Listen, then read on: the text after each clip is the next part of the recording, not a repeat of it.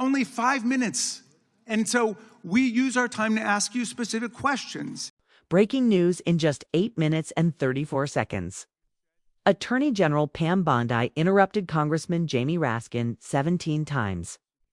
17 attempts to talk over him, redirect the conversation, and avoid answering a direct question.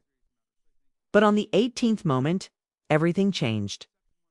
Raskin looked straight at her and said 4 words that stopped the entire room. "You have no choice." What followed wasn't just another tense exchange, it was a rare moment where a witness under oath was forced to confront the limits of evasion. Set the scene. House Judiciary Committee, a packed room, cameras everywhere. Bondi arrived confident, composed, clearly expecting a routine hearing. For the first half hour, that's exactly what it was. Standard questions, rehearsed answers, nothing remarkable. Then Raskin began. He didn't raise his voice, he didn't rush, simply asked about one thing: documents related to Jeffrey Epstein specifically. 47 names reportedly tied to the case that had not been released. Bondi immediately deflected, citing ongoing investigations and procedural limits. Raskin calmly clarified. He wasn't asking about active cases. He was asking about closed files documents that, under federal law, could be subject to disclosure. Again and again, she interrupted.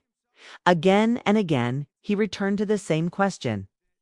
Why were those names sealed?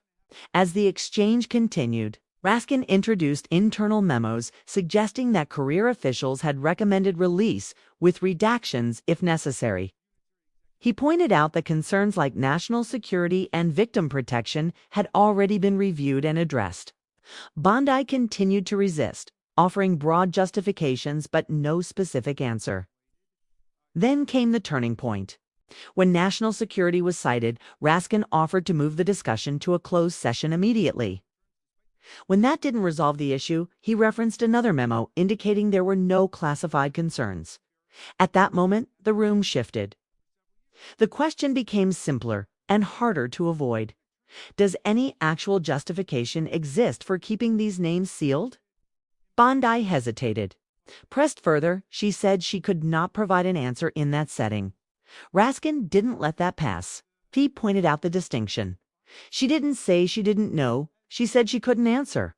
That difference mattered. He then asked whether she was invoking any legal protections, executive privilege, attorney-client privilege, the Fifth Amendment. She invoked none. The implication was clear. The refusal wasn't based on a stated legal shield. By now, the interruptions had stopped. The room was quiet. Raskin made one final attempt. "Who told you to seal those names?" No direct answer came. Instead, Bondi maintained she could not respond in that forum. Raskin closed by stating that the matter would move forward potentially into a closed session where testimony could be compelled under stricter legal conditions. This wasn't a dramatic gotcha moment or a final revelation. No names were confirmed and no conclusions were reached on the spot. But something important did happen. A clear question was asked repeatedly under oath and it remained unanswered. And in hearings like this, that can matter just as much as any answer. The personal security of every member of Congress seriously, and that people can contact you about that. And in these times, that's a very serious matter. So I thank you for that. Article 2, Section 1, Clause 7 of the Constitution is the Domestic Emoluments Clause. And it says that the president is limited to his salary in office and cannot receive any other money from the federal government while he's in office. It cannot be increased by $1. This president is the first president in U.S. history who has repeatedly sued the federal government for $230 million for the judicial search warrant at Mar-a-Lago, which was perfectly lawful and was never struck down. But now he's suing the IRS for $10 billion.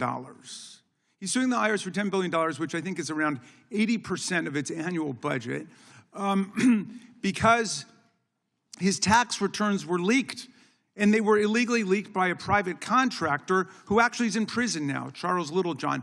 But he wants $10 billion. Now, well, I want to ask you the question of whether you think it would violate the Domestic Emoluments Clause for you to settle that $10 billion case or any of the other claims that the president has made against the government. He himself has remarked, it's interesting because I'm the one that makes the deal, right? And he says, I kind of have to work it out with myself. Do you think it would violate the Domestic Emoluments Clause for the president to work out a deal from people who are his subordinates under his unitary executive theory to get money in one of these cases? I'm not going to discuss pending litigation. Okay, so theoretically you're saying because his privacy rights were violated in that tax case, and they were. I'm with the president on that. I mean, his Mar-a-Lago thing is ridiculous, but there's no doubt that his tax returns, despite the fact that he promised to release them, despite the fact that every other president released the tax returns, he suffered embarrassment when it showed that he hadn't paid taxes for several years, and he had a right for that not to happen. Now, I want to turn back to the Epstein survivors, because President Trump may have been a little bit embarrassed by the release of those tax returns. How much do you think the claims of these survivors are worth?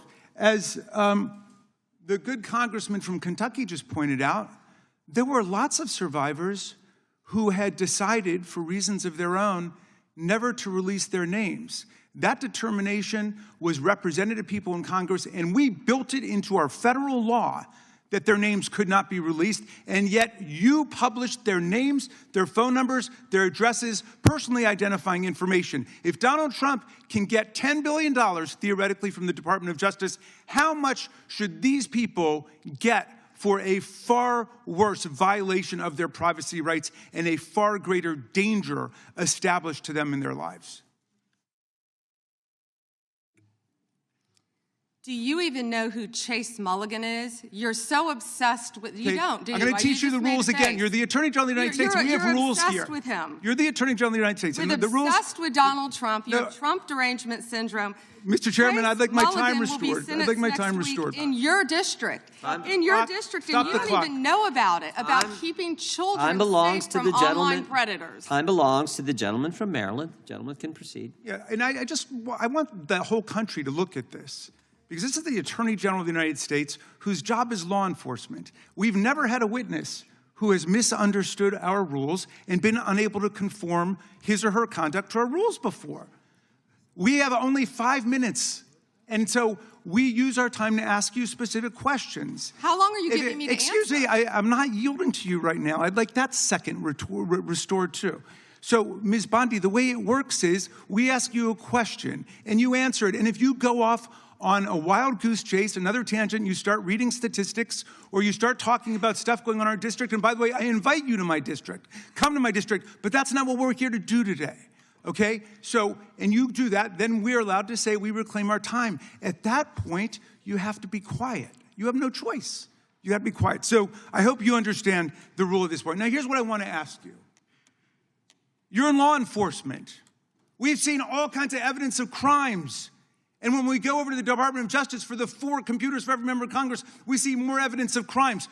Will you create a joint task force of the Department of Justice and governors and state attorney generals and district attorneys across the country to investigate the crimes that have taken place against these victims and more than 1,000 like them? The DOJ is not doing its job. Will you create a task force with state and local law enforcement to make that happen?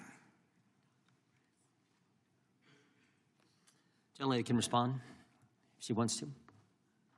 Thank you, Chairman. He called Chase Mulligan a wild goose chase and didn't even know who he was. He is a defendant in your own district who preyed on girls. Mr. Chairman. Well, you know what? If he were part of the Epstein investigation, you wouldn't do anything about it. Online chat rooms and committed sextortion. Yet he didn't even know in your tiny little district who he was. Mr. Chairman, she's embarrassing you. He's about to be This is your committee, and she is embarrassing Shame you. on you. The time of the gentleman has expired. I would remind the committee that last Congress, Secretary Mayorkas was here numerous times, and he wouldn't answer our questions, even when we sent them to him ahead of time in writing. So that's what we've had to deal with. I think the Attorney General is